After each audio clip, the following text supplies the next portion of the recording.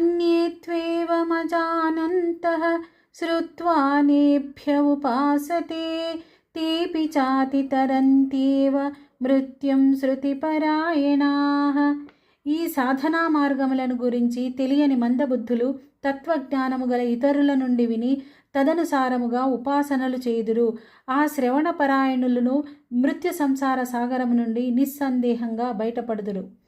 యావత్ సంజాయతే కించిత్ సత్వం స్థావర జంగమం క్షేత్రజ్ఞ సంయోగాత్ తద్విద్ధి భరతర్షభ. ఓ అర్జున, ఆ స్థావర జంగమ ప్రాణులన్నీను క్షేత్రజ్ఞ సంయోగము వలననే ఉత్పన్నమగునని తెలుసుకొనుము. సమం సర్వేషు భూతేషు తిష్టంతం పరమేశ్వరం వినశ్యత్స్వ వినశ్యంతం యః పశ్యతి స పశ్యతి. నశ్వరములైన చరాచర భూతములయందు సమముగా స్థితుడై ఉన్న పరమేశ్వరుడు నాశరహితుడు. అట్టి పరమేశ్వరుని చూచువాడే నిజమైన ద్రష్ట.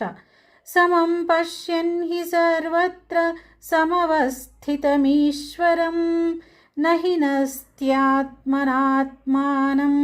తతో యాతి పరాం గతిం. సమస్త ప్రాణులయందు సమాభావముతో ఉండు పరమేశ్వరుని సమత్వ భావముతో చూచువాడు ఆత్మహంతకుడు కాడు, అనగా తనను తాను నాశనం చేసుకొనివాడు కాదు. అందువలన అతడు పరమగతిని పొందును. ప్రకృత్యైవ చ కర్మాణి క్రియమాణాని సర్వశః యః పశ్యతి తథాత్మానం అకర్తారం స పశ్యతి. సకల కర్మలు అన్ని విధములుగా ప్రకృతి ద్వారానే జరుగుచున్నవనియు ఆత్మ అకర్త అనియు తెలుసుకున్నటువంటి వాడు వాస్తవముగా చూచువాడు.